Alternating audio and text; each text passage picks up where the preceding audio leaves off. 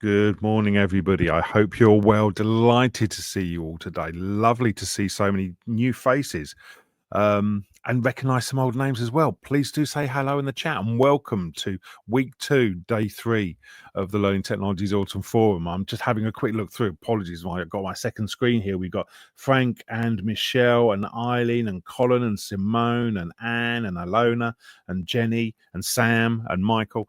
More Michaels, more Sams. Please do say hello in the chat. Let us know where you're dialing in from this morning. My name's Andrew Jacobs. I'm the host for the first session today. Delighted to see you all here.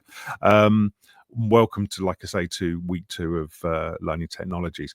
Really pleased to see everybody. I'm also really keen to welcome our 2 guests today. So we have Helen Marshall from Thrive, and we have Rob Harris from the Frasers Group. Delighted to welcome you 2 guys. I hope you're well. Good morning. Great to be here. Excellent. Morning. Lovely to see you. Really looking forward to this session today. I can see people in the chat already saying hello. Keep that chat going, everybody. There's loads of questions that are going to come out. There's loads of conversation that we expect to come, including this poll question. If you haven't already seen it, have a look in the poll question and make sure to use the questions tab to ask questions for Helen and Rob as well. I'm going to hand over to you 2 guys. You don't need to see me anymore. Welcome you 2.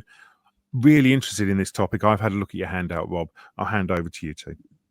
Brilliant. Thanks so much, Andrew. And as Andrew said, thank you all so much for joining the session this morning. Whilst we are introducing ourselves and just setting up the session for the next half an hour or so, it would be really interesting to know what challenges you are currently facing when it comes to effective comms within your businesses, within your organizations. So as well as filling in that poll, which I'll also do a reminder about in just a second, if you think about what those challenges are and just share some of them in the chat, it would be just really great to hear what's going on in your organizations. And if you want to flip that on the head, what's going really well in your organizations when it comes to comms, and what maybe lessons learned do you want to share as well. So like I said, thank you all so much for joining. If we can just get the slides up on screen, that'd be awesome. Thank you. So the session today is Right Place, Right Time, the future of learning comms and the next generation workforce with Rob from Frasers Group, which is, I'm very excited to deliver this session again. We actually delivered this at World of Learning, I'm going to say 2 weeks ago now. Time is flying at the moment. As Andrew said, I'm Helen Marshall. I'm Chief Learning Officer from Thrive. I've been with Thrive for just over 4 years now. Started off in the role of Head of Learning and moved into the role of CLO coming up to 3 years ago in January. And I'll pass over to Rob to do an introduction as well. Sure thing. Thanks, Helen. Great to be here. So my name's Rob. I look after learning and subsequently comms at Frasers Group. And I've been doing that for about 4 years as well now, actually. And Thrive and Frasers Group have been partnering for a number of years now. Is it 2? It's certainly 2, yeah, pushing on 3. Might be more, yeah. So it'd be great to share that story effectively. So I'm going to do a little bit of setup around learning and comms and the intersection of the 2, as well as thinking about that generational aspect. And then Rob's going to share some awesome stories from inside of Frasers Group as well. So whilst we get going, if you can answer that poll, as I've just said, around, is your team currently responsible for learning and comms? Just before we started the session, it was pretty much 50-50. We're looking at maybe 55 yes, 45% no at the moment across the group, which is an interesting stat. I wasn't necessarily expecting as high a split as that. I thought it might be more in favor of the no rather than the yes. So that's interesting. Rob, I'm not sure what you were expecting. Yeah, it surprised me actually. I think it's becoming more common, clearly. But yeah, great to see. Yeah. It's definitely what we're experiencing at Thrive across a lot of our customer base, that more L&D teams are becoming responsible for comms rather than the other way around. Okay, so we'll keep an eye on that poll and we'll come back to it at the end of the session. And it'll be interesting to hear some of the reflections that you're sharing as well around the challenges or opportunities you're seeing from a comms perspective. So let's get stuck in. One thing that we can all be sure of at the moment is that we are all drowning in information, but obviously desperate for the right information at the right time. So when we're thinking about learning and comms, there's actually a lot of overlap, a lot of intersection between initiatives that we might be running and learning and the way that we need to communicate about them across our organizations as well. For me, a lot of that stems from an engagement perspective. So how are people engaging in initiatives that we're running across our organizations? And how are the communications that we're releasing and the way that we're talking and sharing information with people ramping up that engagement as well? We're then thinking about awareness and how people become aware of certain initiatives that are running, certain processes that are happening, certain key messages that are being released across a business. And then most importantly, we're thinking about behavior change. So if that's in a learning initiative, what are we expecting people to do as a result of the learning that's being released? And likewise with any sort of comms that's being released across a business, what are we expecting people to do with that information? How do we want them to action it? And are we moving from that awareness piece to behavior change ultimately at the end of the day? In this trends report that we've linked to and I think has been shared in the chat for you all to access and to look at, the top 3 communications challenges in 2025 were engaging employees. So probably not unexpectedly, that engagement piece is a top challenge for people at the moment. So that resonates with one of the comments that I can see has been shared by one of the participants, that actually lack of people reading or actioning anything. So how do you engage people and get them to do anything? And then that organizational alignment piece, which I know Rob will speak about in terms of where information was maybe siloed, where those connections weren't happening, where people were not being delivered the right information at the right time, or there was an expectation that people already knew stuff before anything had even been said. And then thirdly, the supporting of business goals. So how are learning initiatives definitely, but also when we're thinking about comms, how are comms actually helping the business to achieve its goals and move in the right direction towards those targets for whichever year you might be in. So I think it's important to think about comms in 2 ways here. So I'm obviously talking about learning and development and the intersection of comms. So if we're thinking about L&D initiative focused communications, so how do you as an L&D team actually communicate all of the amazing stuff that you're doing within your teams versus actually company specific wide or team specific comms? So how does your company approach communications in general? And I think there are 2 different angles there and they definitely intersect. So if you reflect at the moment, how are they connected for the processes and methods that you actually utilize as an L&D team? So if you're thinking about you're just about to release a certain, let's say a leadership program, for example, how are you making sure that you're communicating at the right time to the right people? And do you have a comms plan in place alongside those initiatives? So might sound like common sense and bread and butter to a lot of people, but actually taking that step to make sure you've got that effective comms plan in place is really key. And then also streamlining it alongside the company-wide specific or team-specific comms that are already going out as well. So I think I might have just answered a question that came up in the chat completely coincidentally. It's like it was planned. So hopefully that answered your question, Margaret, but let me know if not. So what problems often exist in companies? So we see a lot of siloed teams and operations. So people wanting to do the best work they can within the small remit within which they work without that wider view of what else is going on in a business and how all of that intersects, how people collaborate, how people share information and develop what they're doing or enhance what they're doing as a result of that collaboration. So we still see that in existence in a lot of instances. That there can also be delayed cascading, and again, Rob will talk about this and his experience of that within Frasers Group, and the problems that results in. So if your managers, for example, are not being delivered the right information before your wider teams, then that can cause a little bit of a friction point in how things are perceived and actioned ultimately at the end of the day. And then disengagement. So we've just spoken about how engagement is one of the challenges. Perhaps there's too much information going out, perhaps it's not specific enough to the person or individual that I am, and that can result in disengagement. So maybe someone who was initially engaged is actually thinking, oh, I've had enough of this, it's not specific enough to me, and starts ignoring, which I think was one of the comments that was made earlier as well. And then likewise, kind of linked to that, information overload. So there's just too much stuff going out all the time and people don't know where to look or who to listen to. And that can become a real issue for that engagement piece and ultimately that action at the end of the day. So like I've just said, effective communication can make or break how impactful your learning initiatives are. So taking that broader view of learning and comms together can really help to make your learning initiatives more impactful. One thing to think about alongside those points that I've just raised, as I've said, Rob is going to discuss in just a moment, is actually thinking about how we all have multi-generational workforces. So there are 4 primary generations currently in the workforce. So I know that there are potentially 6 if we're counting people on either end of that scale, but I like to focus in on these 4 primary generations.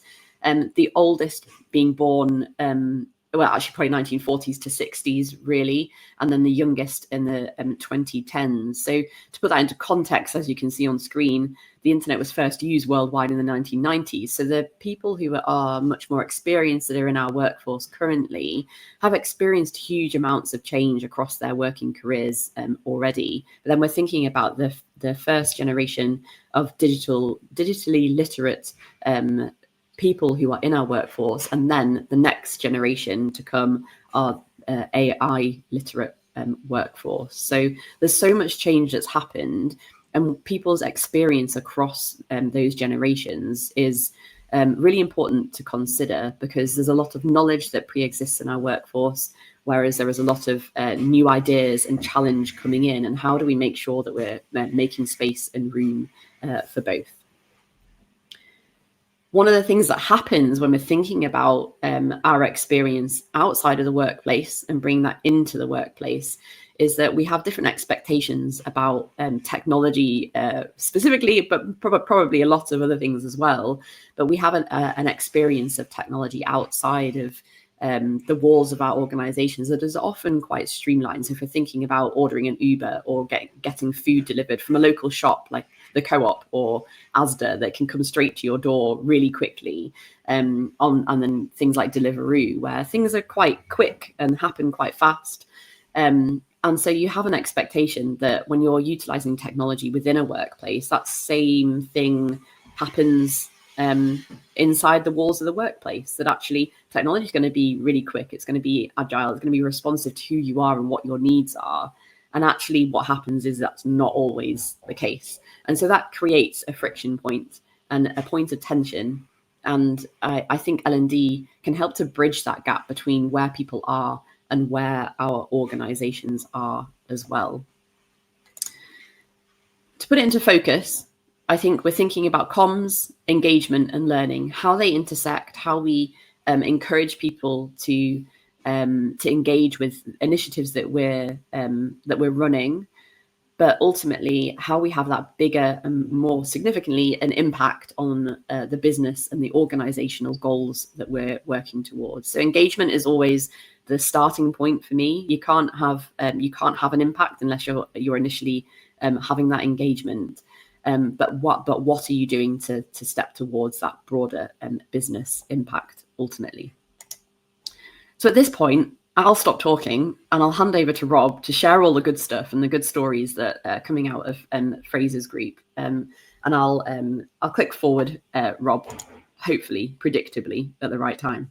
So yes, historically L&D, and then so as part of my previous roles in places like Sky, I'd seen comms done very well and actually become more closely linked with L&D teams. I think initially from things like design, people that are designing learning initiatives are often awesome at graphic design and motion and video, and actually a lot of that can be used really well in comms as well. So I think that's how I started sort of placing these two things very closely. And then as I've sort of progressed my career at Frasers Group, I think it was a big opportunity to do more with internal comms. So I'd sort of made that my sort of goal to campaign to be better at that, and sort of here we are. I've added that to my responsibilities. So the reasons behind it were, ultimately you've referenced these things, Helen, in the sort of build up, but how do we help people understand what it is as an organization we're trying to do? So strategic comms, purpose, vision, value, and actually from a learning point of view, how do we build the capability that we need to help us get there? So I think that's exactly the sort of link that you've called out. So everything that we do to help people, whether that's communicating to them or developing them, what do they need to know and feel or do differently afterwards is the sort of golden thread through that. And the opportunities, I think we're sort of finding more and more of these as we're sort of hurtling down the road, but the intention to strengthen what we do, I'll sort of go bottom to top, but our EVP, I think, is a big one. We've got a fairly unique EVP. We are, high performance, high support, and actually being able to demonstrate that and showcase really good stories from around the group is helping people see and understand that, both internally and then from an attraction point of view. I think that helps tell that story externally as well. The sort of synergies that we've talked to, so around, yes, within my teams, but more so within the business. So because we're sharing more stories about collaboration and opening people's eyes to the art of the possible and just how good we are, frankly, at collaborating already, the synergies around the group and other people seeing where they can help other teams is really sort of come to the fold. And data points for that can be as simple as comments on we'll talk about channels in a second, but from a Viva Engage point of view, we'll see a comment from a person who's maybe not sort of traditionally interacted with much sort of internal stuff, and actually they've seen a great video that we've put out and dropped as a comment to say, actually, I don't normally bother with these things, but this one was really good, and I can't believe that we do this, and this, and actually I can see an opportunity for me to get involved in this way. So I think the synergies around the group, and equally that sort of perception as well.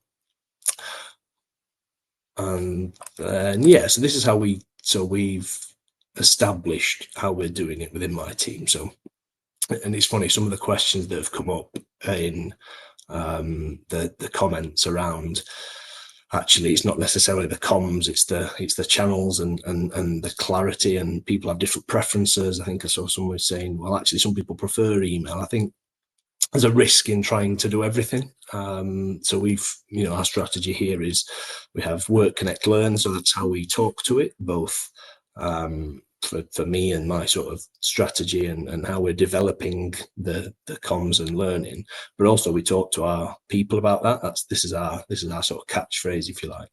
So work, connect, learn, and the platform that we'll see in a second underneath that. And I think that helps that sort of cross-generational expectation of, well, where are we doing these things? So we're really clear now that we've got 3 elements of that we can see on screen: work, connect, learn, and where we do those things is really clear. And I think that sort of clarity of where do we put certain, whether it's comms or learning, where does that live? How do I get to it and interact? Yeah, I also think when you talk about this, Rob, having those 3 words is something very simple. The power of 3, right? That you can remember, that it resonates with people, and that it's something that is kind of tip of tongue a lot of the time, which definitely helps in these situations. Yeah, exactly that. And I think this, I'll talk to this slide around how we've made sure that that's fairly inclusive as well. So I think, the channel strategy is simply this: we're a Microsoft organization. So we do our work in teams. Now, teams sounds, maybe shallower than it is. Obviously, the depth of teams and having OneDrive within that, or the rest of the Microsoft ecosystem, but it's actually in that Teams window. So we talk to it as Teams because actually that's what people are clicking on to open and using within. So anything that is operational, day-to-day team coordination projects, quick one-to-one conversations and real-time comms is happening in Teams. So that's where people are doing the bulk of their work in this digital age. Connect is Viva Engage. So again, part of that sort of Microsoft suite, keeping people within that Teams window. All right, there's separate apps for phones and stuff if people really want to, but actually all of this Connect stuff can surface within Teams as well. And that's, where the bulk of our comms stuff lives. So whether it's group news around acquisitions or people updates. So we have sort of 3 categories that we talk to our comms in, which is strategy, vision and purpose. So, what are the things that we're doing that are helping us get closer to our North Star?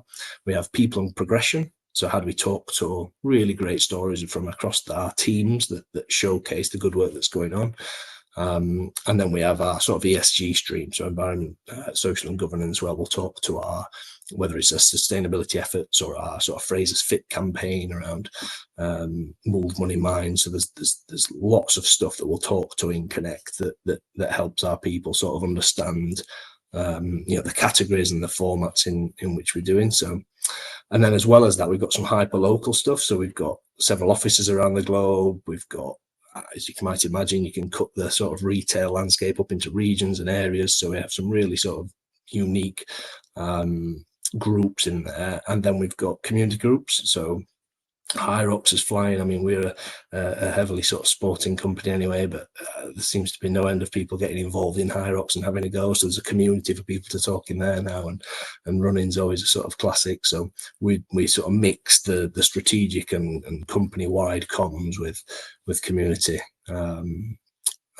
as well. And I think that, to one of the questions earlier, sort of impacts the engagement. People are in there and they want to be in there and sharing.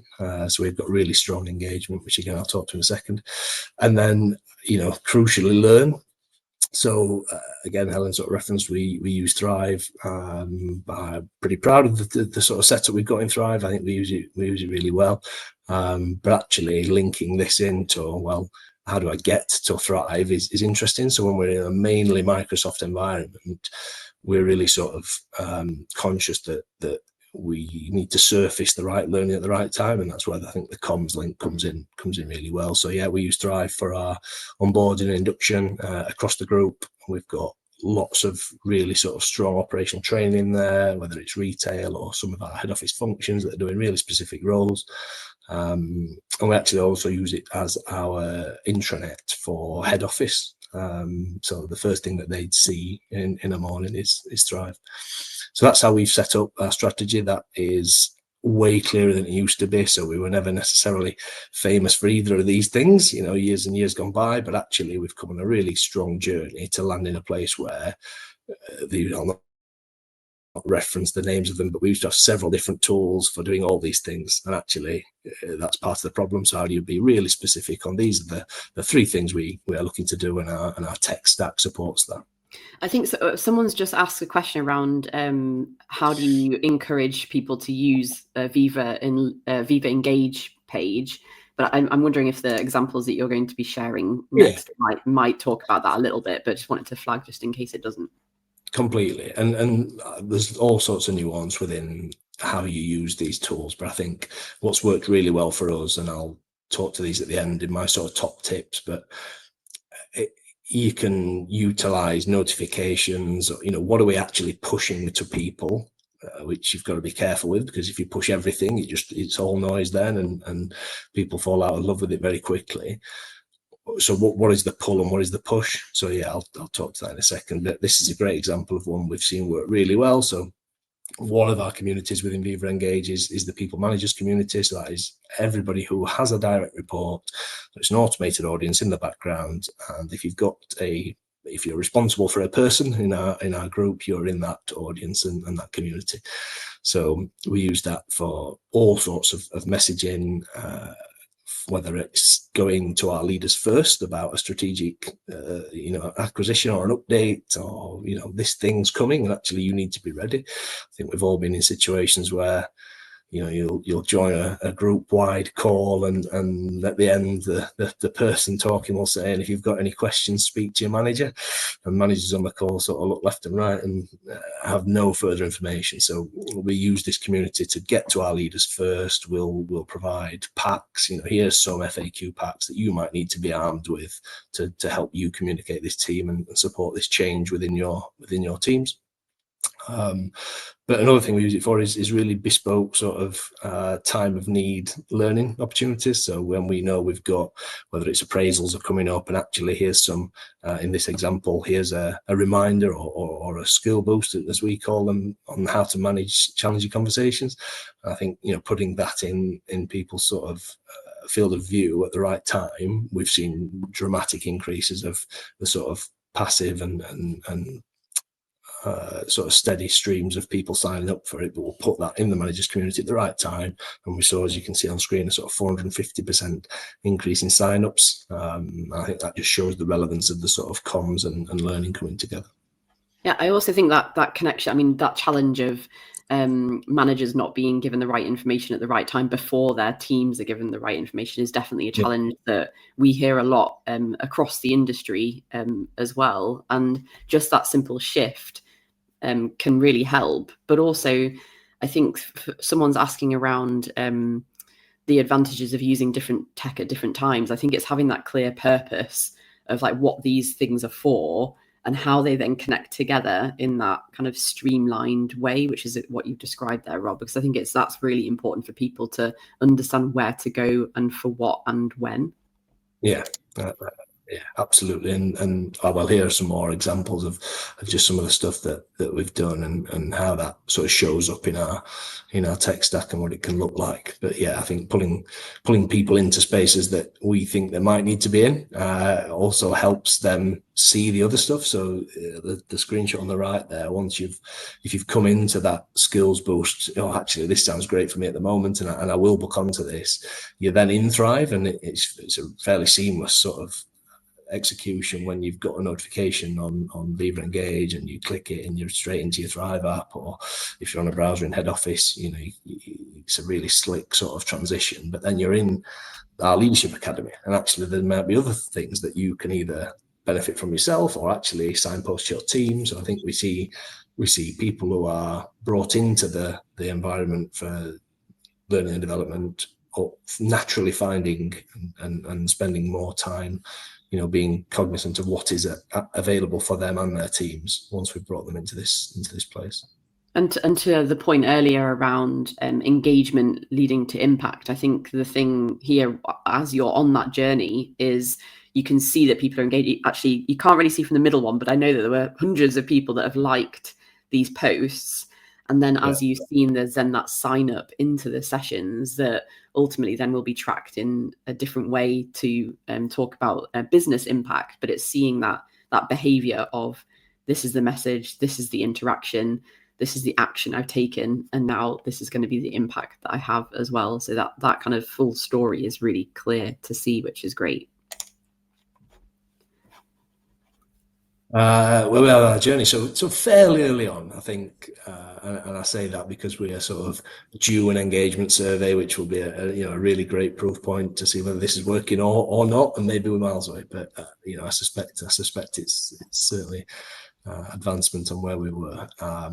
But we've had some really strong sort of verbatim feedback. The sense of the group knowing and understanding more, in the moment, and feeling like they're getting more of a heads up. We can't comms everything. I think that's part of the challenge. Is we're an acquisitional business, and the city is always going to know first. You can't sort of surprise our people before we've signed deals, but actually for anything we can, we are getting to our people first. And I think that's it really matters and is making people feel more connected, and we know that because they're telling us. I talked about the spikes on other content. Once we're pulling people into that Thrive environment, that's sort of proof alone that's working. And then the unity that we're seeing, again, I referenced earlier the story around people commenting on the posts that we're putting out there on Viva Engage. So we're filming what we call behind the F sort of videos at the moment, which are giving people a lens on the work that some specific teams are doing. Or we've just opened our flagship store in Liverpool. We did a sort of journey to Liverpool video where it shows actually it's not just the bells and whistles of opening day. There's so much work goes on from all these different teams on the lead up.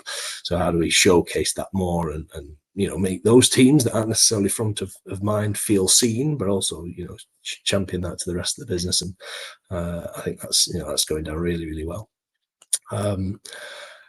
So yeah, impact. Ultimately, we are a business, and we're doing this for reasons that will ultimately drive more profit. But what we see is naturally more productive and engaged people perform better and are less likely to be sick, and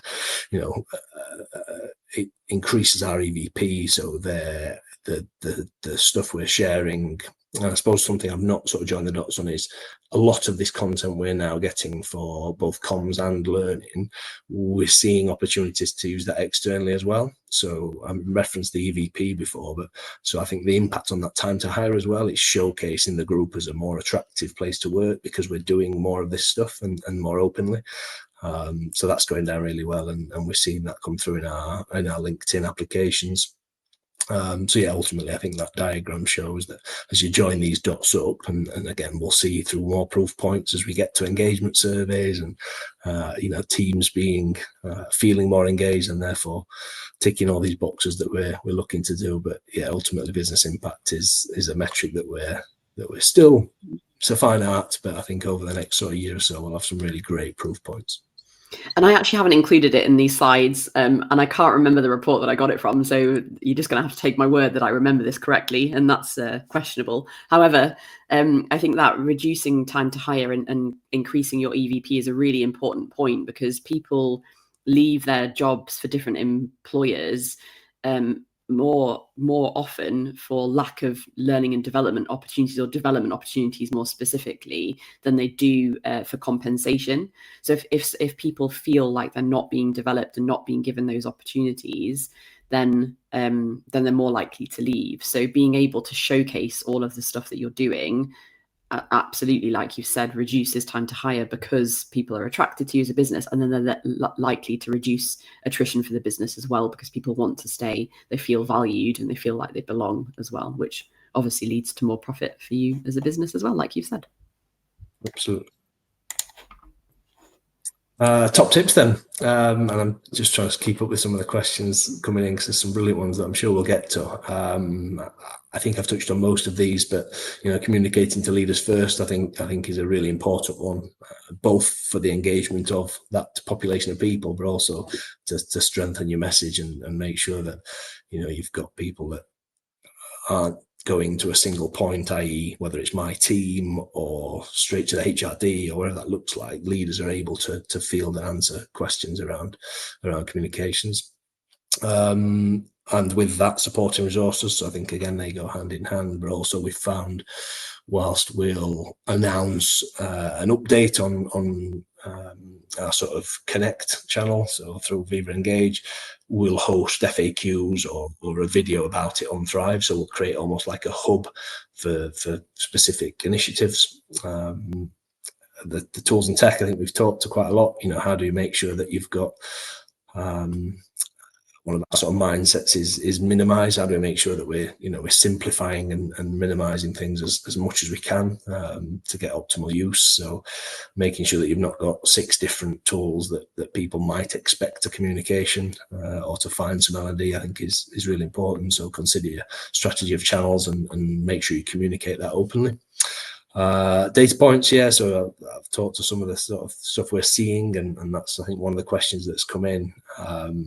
There's a lot of sort of vanity metrics around this, but we've had super strong engagement. So what we're finding certainly in our Connect sort of Viva Engage space, we're seeing upwards of 90% of the group engage in that space, whether that's something really specific to them because they want to be part of the Hyrox community, or that we've notified and pushed a notification to their device or their laptop, and that's brought them something, a message up that they've seen and interacted with. So that's unbelievably strong. You know, we're a business of 30,000+ people globally, so being able to get to people and have an engagement of 90+% on Viva Engage is something I'm really proud of. And you know, that's just been ticking up as we've been doing more and more things and communicating that platform.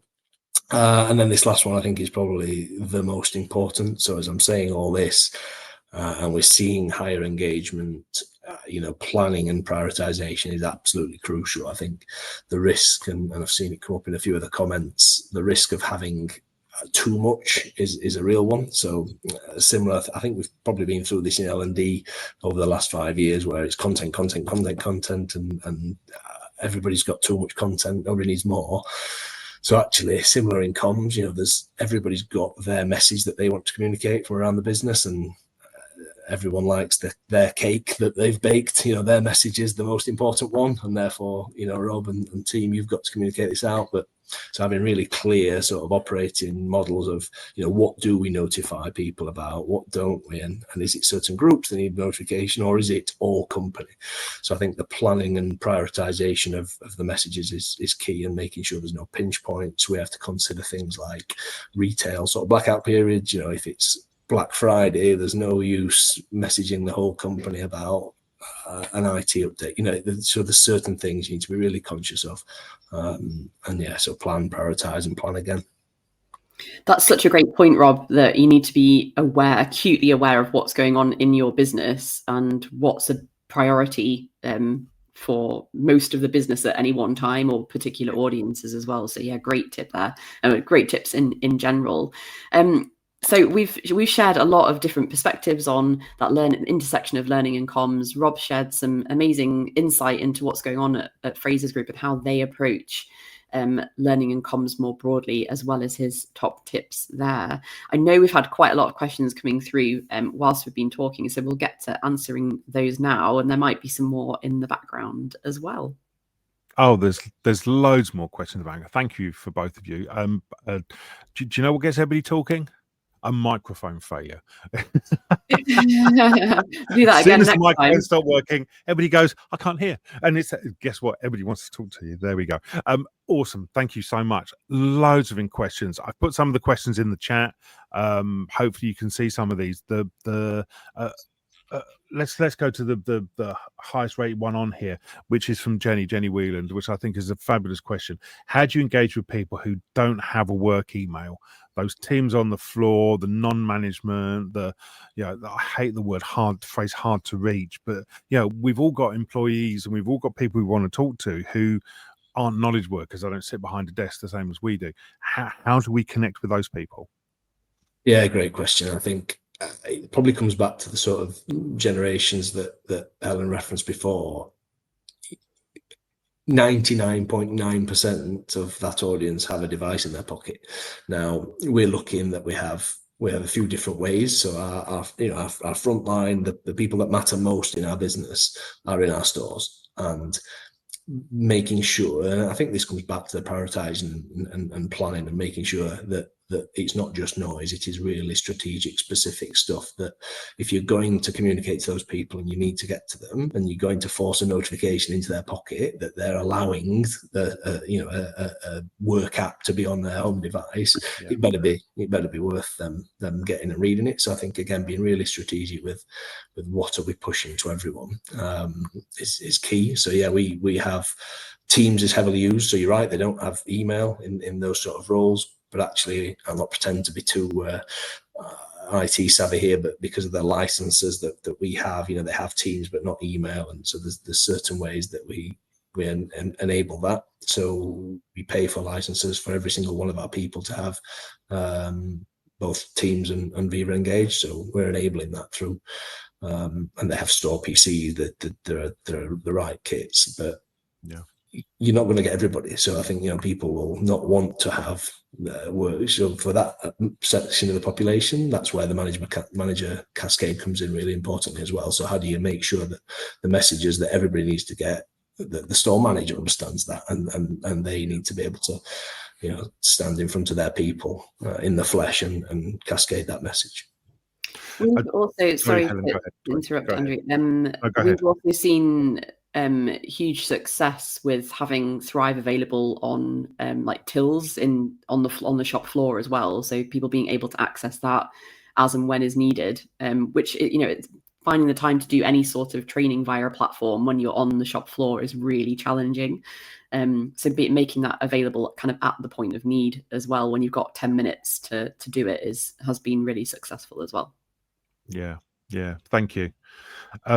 What I think was interesting is going through the trends report, which is available to link. Everybody download it. I'll put the link in the chat as well, but you can click on the link there.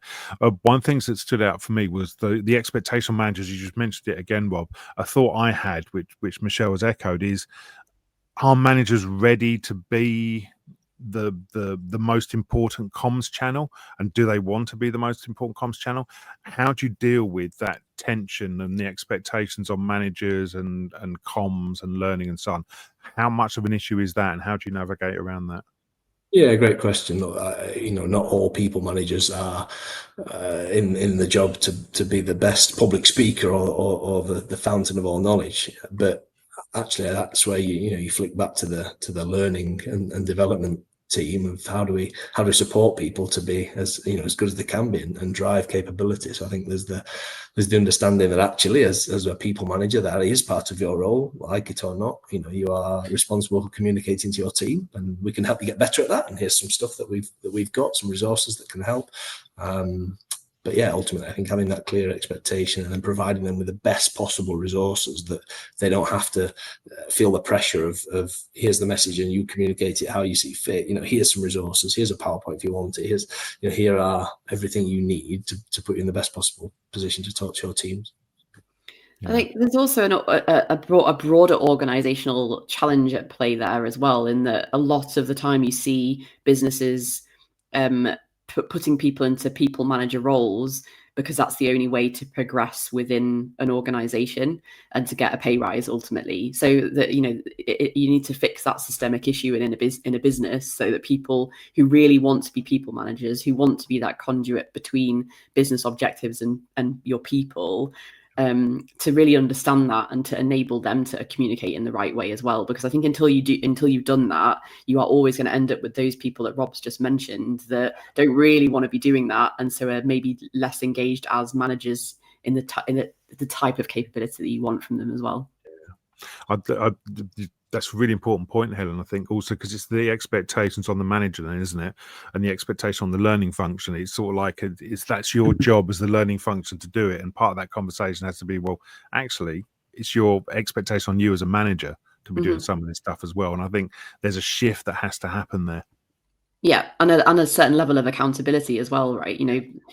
Managers need to be held accountable for delivering that type of information. And yes, there is opportunities to upskill and to get better, and for the L&D team and the business to support them in doing that. But you have to be proactive in understanding what management is about, I think. Excellent. Question from Frank. Really interesting visuals here, Rob and Helen. Thanks for sharing. But what are you using to measure the various comms channels that you're using? Which I think is a really interesting question, and there's probably a second part to it. But Rob, come to you first. Good thing, yeah. So the measures are great, actually, built into both platforms. So on Thrive, we have all the sort of dashboards we need and more, and that can tell us the stories of how content is being used but more importantly how people are getting to it. So actually, if we're pushing people to it, it'll tell us they found this by whatever search, or we found it by notification. So and similarly in Viva Engage, the dashboards that are built into these tools now give you more information than enough. I think the key thing then is, how do you plug that in to we referenced it earlier, the business data. So what, people are seeing these things, but actually is it making a difference? So that's the sort of stage we're just about in now. We've connected a lot of these stuff that's far beyond my capability around Power BI and APIs and whatever else. So we're trying to tell more stories with, we're data rich. We've got all these sort of stores that have got all these data points and head office functions, and how do we connect what we're seeing from a learning and comms point of view into performance? Is that sort of next horizon? Yeah. It's a subject of mine that dear to my heart because it's to do with the impact. So it's not just counting the stuff that happens. So just because So people have what? seen, it, so what? Exactly, yeah. There's something we talk about with the stuff I do. We talk about so what, now what, and what. You know, and the just because people have read it, it doesn't mean they're going to change their behaviour. And I think the line manager piece is another really important part from that. Then we go back. Yeah, we sort of like had this conversation around Viva Engage. It seems to be used as a tool. Have you got any recommendations about using Viva Engage as opposed to other tools? Is there value in sort of like diving into people's WhatsApp groups as well? What are your thoughts on some of the channel stuff that sits in that space, Rob? Yeah, look, we've been back and forth with a lot of this stuff as we landed on our work, connect, learn model. Two things, frankly, commercially, we are in a place where we have Microsoft and we have Viva Engage. It's there for the users. You don't have to layer on another piece of tech and pay for it. So that was a big factor. But ultimately, the usability of that sort of, we come back to generations. People expect consumer grade tech at work. It has to be, otherwise you're going to be, people fall out with it very quickly and disengage because it's taken too long to load or it's a bit clunky. And actually, I'm used to whatever it is, a TikTok, and it's just the amount of information that people are getting outside of work is far more than anything that we can try and do inside of work. So actually, to even try and keep up with that or have a say in it, you've got to be ready for some really. So yeah, that's how we landed on it. There's lots of other, I'm sure, very good tools out there, but it's what was right for us at the time. Yeah. I think one of and I don't have any direct experience of Viva Engage, but my understanding of it is from a community perspective and bringing people together around certain key topics and core things that are, like Rob said, relevant to the business, but also relevant to people. And so they're driving the kind of yes, you need to create stuff that is being asked for, but actually keeping an eye on what is actually staying relevant as well and getting rid of the stuff that isn't. So from my perspective as a community owner, we set up things that are responsive to people's needs, but if it only serves a temporary solution, we then get rid of it, and we don't try and keep stuff going and like really pull it out. We just say, well, actually that's maybe lived its and served its purpose, and now we'll move on to something else. And if it's not working in the way that you expected, maybe a Viva Engage group isn't the right solution to that potential problem. So I'd maybe just keep that in mind as well. I'm smiling. So I was going to say I'm smiling because I went through a load of my bookmarks on my laptop last night, and I cleaned out loads of bookmarks from forums that I've registered once to be on and never ever gone back to again. And it's like these old forums where nobody ever posts anything, but someone thought it was a good idea, to create this space for people to go and talk about stuff. Sorry. No, it's fine. Helen, you touched on something really important, I think, and we're surprised we've not talked about this more, but and it's a semi to do with the platforms, both Thrive and Viva. They allow listening as well. So like we talk about comms and L&D, and it's all one way with the general sort of how much stuff can we create, what messages can we push out, but 50% of the job in my mind is listening to our people. How are people reacting to what we're putting out? What are the questions people asking so we can get it better next time? So I think that's the crucial bit on both of those platforms is we have comments, we have flags, we have all sorts of ways of listening back to our people. And that for me is fundamental.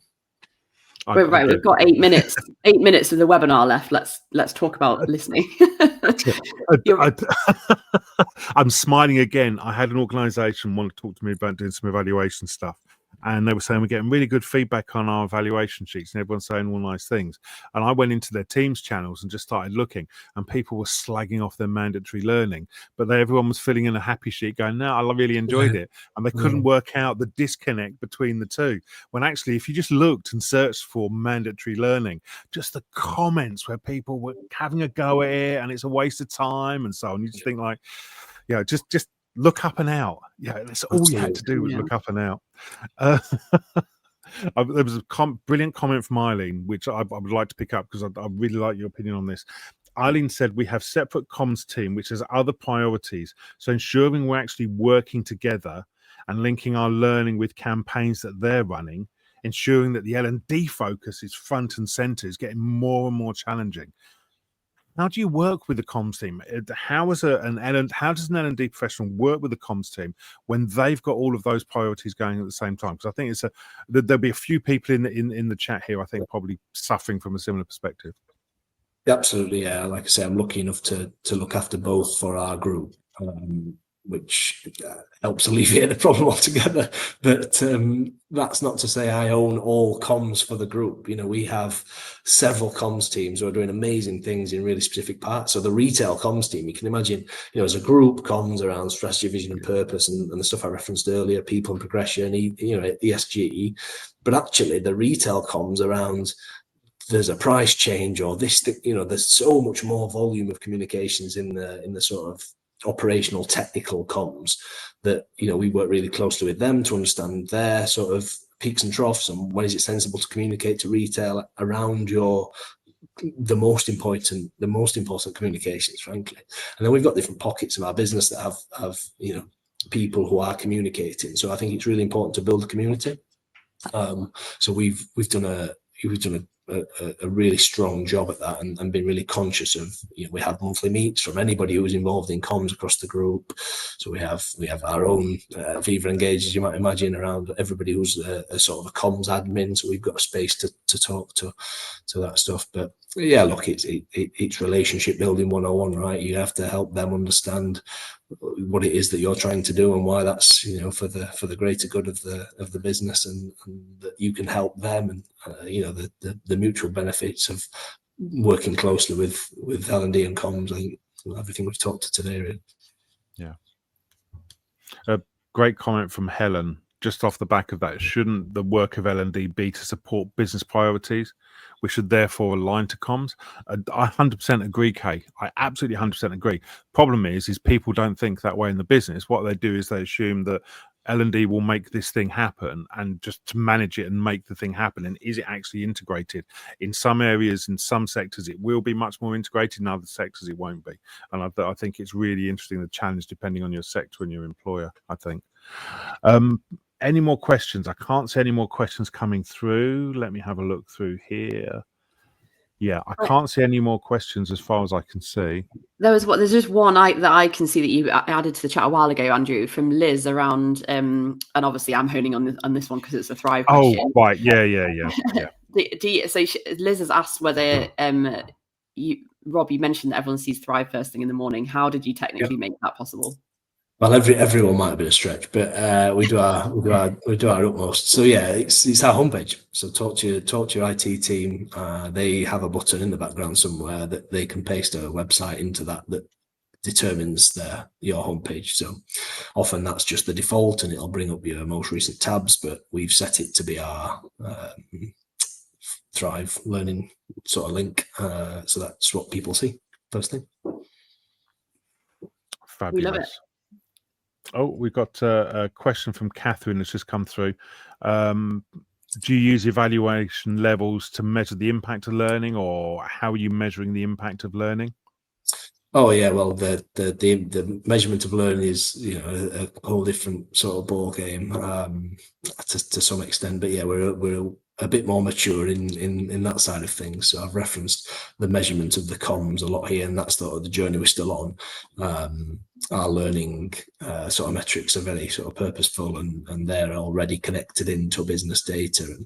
And so yeah, we're a lot further down the road with L&D measurement.